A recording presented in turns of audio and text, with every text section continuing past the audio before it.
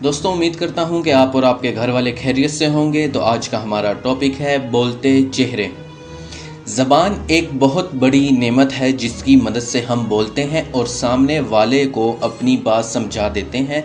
और कान भी इसी तरह बहुत ज़रूरी हैं, जो मुंह से निकलने वाली लहरों को, वेव्स को जज़ब करके, एब्ज़ॉर्ब करके दिमाग तक पैगाम पहुंचा देते हैं और हमें पता चल जाता है कि सामने वाला क्या कहना चाहता है और वो क्या बोल रहा है।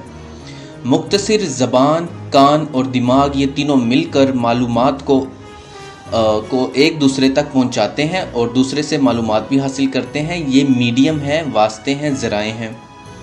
चंद दिन पहले मैं और मेरा छोटा भाई उस्मान हम मामू के घर से वापस आ रहे थे। तो वापसी पर करीम ब्लॉक मार्केट के इशारे पर हम रुके तो एक छोटा बच्चा जो एक तरफ फुटपाथ पर बैठा था और घुटनों पर कोहनियाँ रखे और हाथों की इंग्लिश अल्फ़ाबेट यू की शेप बनाए और उसके दरमियान में मुंह रखे सर झुकाए बैठा था। स्याह रंग की पैंट पहनी थी जो गंदी हालत में थी और बाकी बदन नंगा था।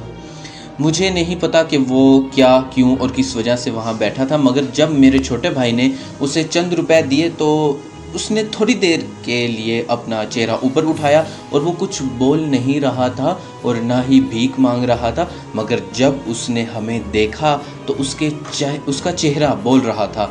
मैं अपने भाई को रोक रहा था कि पैसे मत दो वगैरह वगैरह, मगर उसने दे दिए।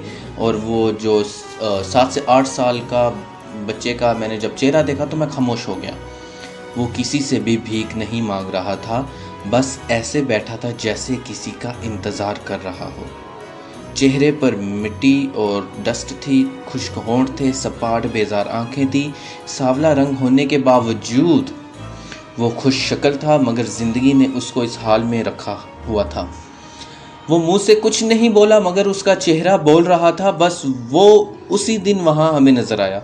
मुझे कोई दिलचस्पी नहीं कि मैं पता लगाऊं कि उसकी माँ आसपास होगी या कोई भिखारी वगैरह तो नहीं, एक्सेट्रा एक्सेट्रा। मगर मुझे सिर्फ दिलचस्पी हुई उसका चेहरा देखकर।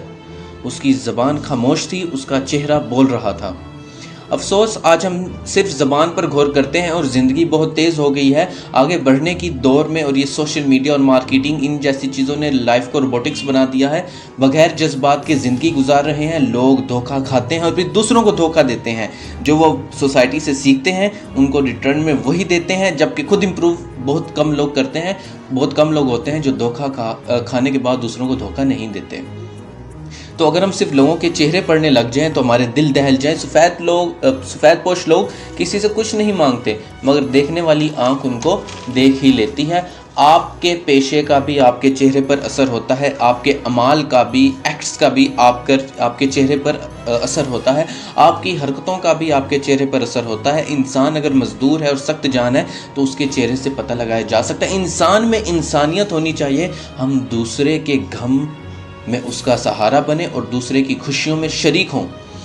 अक्सर जाते हुए बुज़ुर्ग नज़र आते हैं जिनका सहारा नहीं होता और वो मेहनत के लिए बैठे होते हैं, मजदूरी का इंतज़ार कर रहे होते हैं कि रोज़गार मिल जाए। क्या खूब है गैरत, क्या आला किरदार है कि जिस्म कमज़ोर है मगर इरादे मजबूत हैं और आज भी मेहनत की बरकत पर यकीन रखते हैं। और ये गैरत उनके चेहरों पर नज़र आती है। हमें नौजवान नज़र आते हैं जो मांगने पर लानत भेजकर मेहनत करते हैं और अल्लाह पर भरोसा रखते हुए मेहनत कर रहे होते हैं। ये गैरत उनके चेहरे पर होती है। बतौर माशरा हमने जो फेस रीडिंग है, चेहरा पढ़ना है, वो बंद कर दिया है। और ये तेज़ रफ्तार दुनिया है जो कि फेयर एंड ग्रीड, मतलब के खौफ और लालच पर चलती है।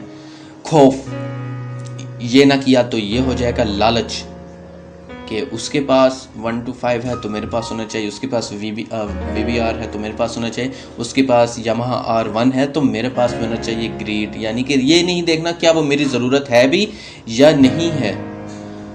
खैर, ये एक बहुत अलहदा बहस है फेयर एंड ग्रीड की। और खौफ कि अगर मुझे ये ना मिला तो ये हो जाएगा। हम इस दुनिया का हिस्सा हैं और ज़िंदगी जीने की बजाय सिर्फ उसे गुजार रहे हैं जैसे उधार उतारते हैं। और ये सब कुछ हमारे चेहरों पर है। तो अगर देखने वाली आँख हो तो वो चेहरे को पढ़ ही लेती है और उसमें मौजूद कहानी को ढूंढ ही लेती है। वीडियो देखने के लिए आप सब लोगों का बहुत बहुत शुक्रिया। अपने आसपास के लोगों का ख्याल रखिए। अल्लाह हाफिज़।